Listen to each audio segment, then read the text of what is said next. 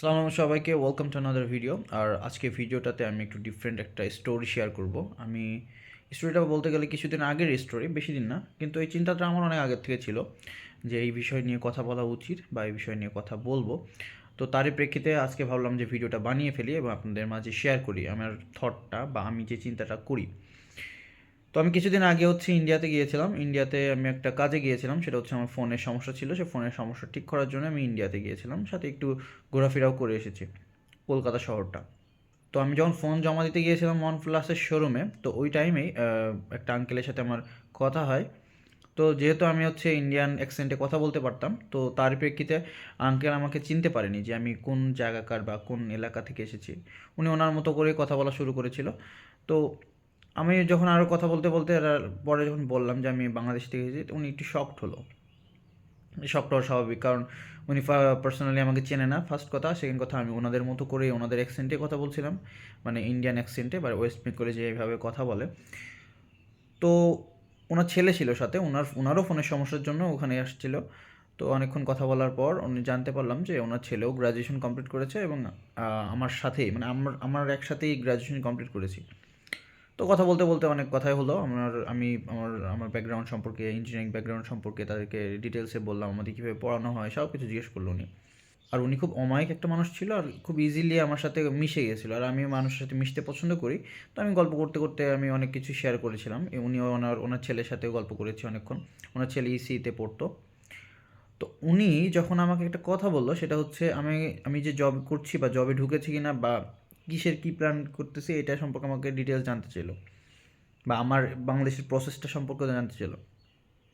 তো আমি যখন বললাম যে আমি গভর্নমেন্ট জবের প্রিপারেশন নিচ্ছি, তো আহ, আমি আপাতত কোনো প্রাইভেট কোম্পানিতে ঢুকিনি বা আমি এখন পর্যন্ত মানে ওটার জন্য অ্যাপ্লাই করিনি। তখন উনি মানে মানে একটু শক খেলো যে অ্যাপ্লাই। আমি তখন বললাম যে আমাদের জবের জন্য, ফ্রেশার জবের জন্য অ্যাপ্লাই করা লাগে। তখন উনি একটু শকড হলো। শকড বলতে, কারণ উনি যে প্রসেসের মধ্যে দিয়ে গিয়েছে ওনার ছেলে বা ওনার ও, মানে ওয়েস্ট বেঙ্গল বলেন, পুরো ইন্ডিয়াতে বলে যে প্রসেসের মধ্যে দিয়ে আগায়। তখন আমি মানে জানছি মানে আগের থেকে জানতাম বিষয়টা, বাট বিষয়টা সিরিয়াস ওদের কাছে, যে আমাদের এখানে এই সিস্টেমটা নাই। সেটা হচ্ছে কি, জব প্লেসমেন্ট বলতে ইন্ডিয়াতে ইন্ডিয়াতে বলতে গেলে ইন্ডিয়ার সব প্রদেশে মোটামুটি ইঞ্জিনিয়ারিং কলেজ বা যে কোনো কলেজে থার্ড ইয়ার থেকে শুরু হয় একটা প্রসেস, সেটা হচ্ছে জব প্লেসমেন্টের একটা প্রসেস। আপনারা হয়তো 3 Idiots মুভিতে দেখেছেন অথবা হোস্টেল ডেজ ওয়েব সিরিজেও এই যে মানে জব প্লেসমেন্ট সম্পর্কে ধারণা পেয়েছেন, হাউ ইট ওয়ার্কস। তো আমি যেহেতু ইন ডিটেলসে জানতাম না বিষয়টা, তো আমি ওনাকে জিজ্ঞেস করলাম যে কাকা, আপনি একটু ডিটেলসে আমাকে একটু বলেন যে কীভাবে কাজ করে এটা। আমি তো জানতাম ফোর্থ ইয়ার থেকে স্টুডেন্টরা জব প্লেসমেন্টের জন্য প্রিপারেশন নেওয়া শুরু করে, কারণ এখানে অনেকগুলো প্রসেস পার করতে হয়। ফার্স্টে প্রিলিম, তারপর হচ্ছে মেন্স বলতে রিটেন এক্সাম, তারপর ভাইবার মাধ্যমে কিন্তু তাদেরকে সিলেকশন করা হয়। সেটা কিন্তু ফোর্থ ইয়ারেই, মানে ফাইনাল এক্সামের আগেই তাদেরকে সিলেকশন করে ফেলা হয়। আমি এটা জিজ্ঞেস করলাম, তো উনি বললো যে ফোর্থ ইয়ারে না, অনেকে থার্ড ইয়ার থেকেও শুরু করে প্রসেসটা, থার্ড ইয়ার থেকে প্রিপারেশন নেওয়া শুরু করে। আমি জিজ্ঞেস করলাম তাহলে একাডেমিক রেজাল্ট, বলতে একাডেমিক রেজাল্ট তো আছেই, সাথে এটার সাথেও মানে এরা একসাথেই করে আর কি। তো এটা ওদের জন্য একটু কোয়াইট পেইনফুল, কারণ তাদের মাথার ভিতরে একটা জবের প্রেশার, সেই সাথে একটা একাডেমিকের প্রেশার থাকে।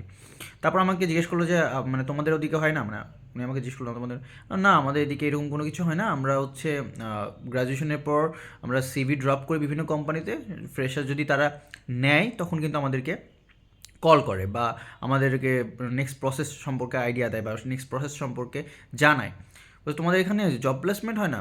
মানে না, জব প্লেসমেন্ট হয় না, কারণ ক্যাম্পাসে ওইভাবে কখনো হয় না। আমাদের জব ফেয়ার হয়, যেখানে জব মেলা হয়, সেখানে আমরা সিভি ড্রপ করি, তারা বিভিন্ন রকমের প্রসেসের মাধ্যমে আমাদেরকে হায়ার করে।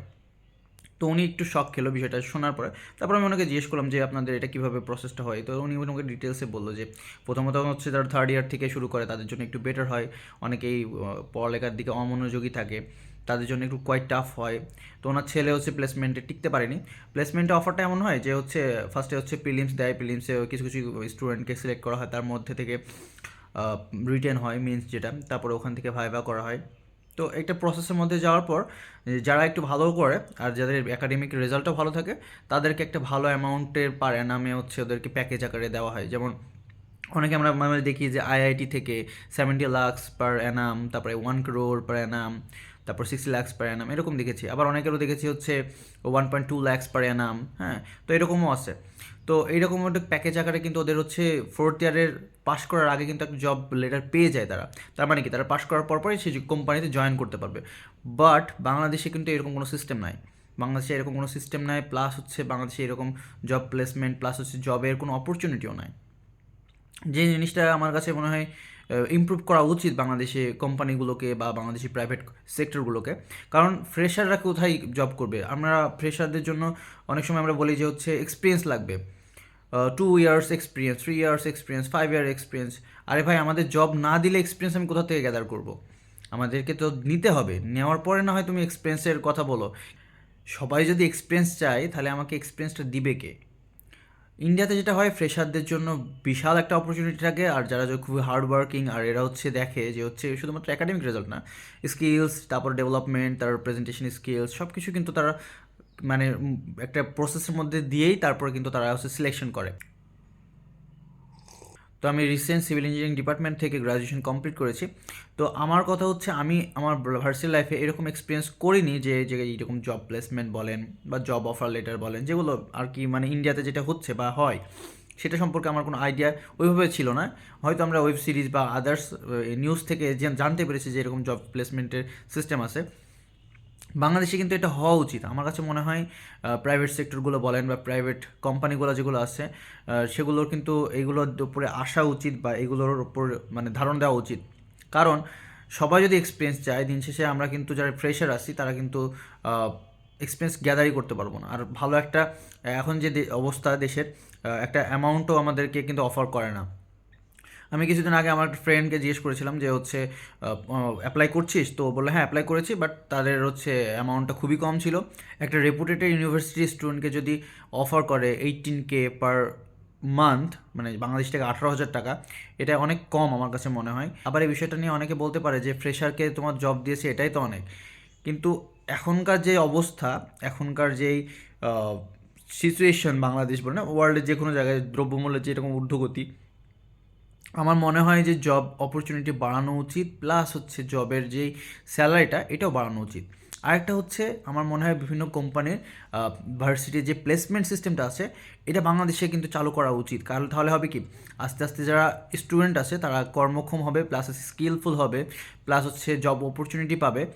আর আগামী দিনে তাদের জন্য একটা ইজি ওয়ে থাকবে যে হ্যাঁ আমাকে কিন্তু কিছু করতে হবে।